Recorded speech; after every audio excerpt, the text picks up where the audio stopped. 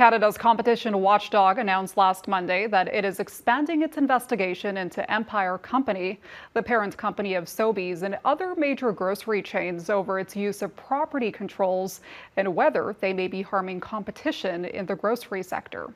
Joining us now to take a closer look at this probe is Michael Widener, a geography and planning professor with the University of Toronto. Thanks so much for joining us today, Michael. Of course, thanks for having me. So, to begin, can you briefly explain what property controls are in the grocery industry and why do retailers use them? Generally, property controls are mechanisms between two private entities to have some agreement where there are certain restrictions on what other kinds of stores can be located within a certain geographic region or within a certain plaza that this sort of original store is based in. Okay, and in this case, the Competition Bureau has expanded its investigation into Empire Company, which we know it's the parent company of Sobeys, Freshco, Farmland, and other big grocery chains. What appears to be the Bureau's main concern here with property controls? The main concern is that they're worried that these private grocery retailers are actually using these controls to restrict other competing grocery stores from coming in, potentially reducing the cost of food in different regions, different towns. And so there's a worry that by these restrictions being placed in different markets, we're having higher grocery costs because that competition doesn't exist where maybe it could be existing. Okay, and very briefly, the other side of the argument, supporters of property control say they help retailers justify investing in new stores and shopping centers, and that these controls are necessary business tools to secure long-term investments and protect their tenants. So where do you see the balance between legitimate business practices and behavior that could limit competition? Yeah, I mean, these are standard commercial real estate tools. They're not only used in the grocery sector. And it's true, for a grocery store to make a substantial investment in a shopping plaza or to be an anchor tenant, they would want the guarantee that they'd have a certain level of income, a certain customer base that would be using their store.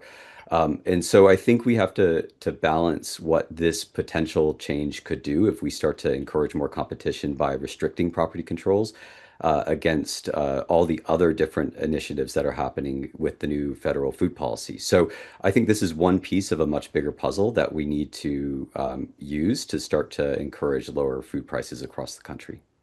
All right, and if in this case, if property controls are found to be restricting competition, what sort of impact is this having on consumers as well as independent grocers?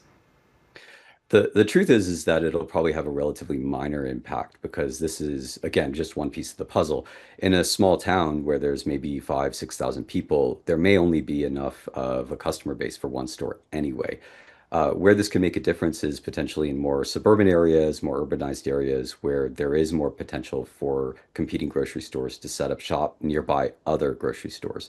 So I think that the geography of where these controls are implemented matters.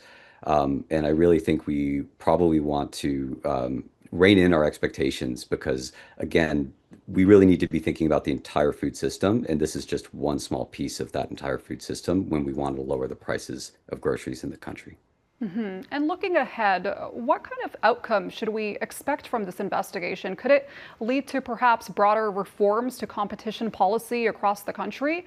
Are there, similar cases that we can compare this to? It'll be interesting to see what the Bureau finds. We don't know what the findings are at this point. One thing that I would be hopeful for is that perhaps there would be an ease on the kinds of products that stores in, for example, a shopping plaza might be able to carry. So, for example, convenience stores that are in the same shopping plaza as a major grocer might start to have a grocery aisle, which could encourage some level of competition that wasn't there before. So I think it will make some small changes around the edges, and that'll be a positive overall for the Canadian grocery shopper. And just very briefly, talk about the positives of, having a variety of grocery options to consumers and wallets. Yeah, simply by having competition, we're encouraging retailers to think strategically, to think competitively, and they want to get consumers into their store. And so, if there's somebody else who's also trying to do that same thing, then they'll be more incentivized to make sure that they have the lowest prices, that they're the most efficient operator, and that would have a downward pressure on prices overall. So competition generally is going to be a good thing.